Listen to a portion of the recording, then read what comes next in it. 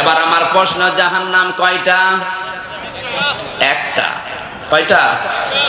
এখানে অনেক মানুষ আমরা মনে করি জাহান্নাম 7টা, জান্নাত 8টা। না, আপনি কোরআনের কাছে জিজ্ঞাসা করেন, লাহা সাবাতু আবওয়াব, সূরা হিজরের 44 নম্বর আয়াত। আল্লাহ বলেন জাহান্নামের দরজা 7টা।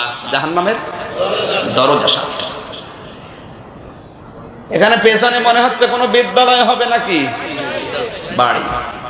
আপনাদের এখানে প্রাইমারি স্কুল আছে? এটাই 1 থেকে 5 পর্যন্ত এখানে পড়ানো হয়। 5টা ক্লাসরুম আছে, 5টা দরজা আছে। কথা বলেন না কেন? যে যেই ক্লাসে পড়ে ওই দরজা দিয়ে সে প্রবেশ করে। ক্লাস 1-এ যে পড়ে 5-এ যে ক্লাস করতে পারবে? 5-এ যে ক্লাস করতে পারে এখনো 5 বছর পড়া লাগবে।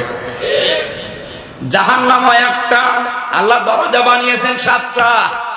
দুনিয়ায় যে সেই ধরনের অপরাধ করবে, লিকুল্লি বাবিম মিনহুম জুজউম মাকসুম, আল্লাহ তার জন্য ওই অংশ নির্ধারণ করে রাখবে, ওই অংশ দিয়ে সে জাহান্নামে প্রবেশ করবে। এবার আপনার এখানে শিক্ষা নেবার বিষয় কি? আপনি বসে আছেন, আপনি চিন্তা করবেন যে আমার অপরাধ কি আর আমি কোন দরজা দিয়ে জাহান্নামে যাব। হ্যাঁ, আপনি জাহান্নামে যাবেন না, আমিও জানি। কিন্তু এখানে যদি এরকম লোক থাকে, তার তো মিলানো লাগবে যে আমি কোন দরজা দিয়ে প্রবেশ করার উপযুক্ত হলাম। কথা বলছি না কেন?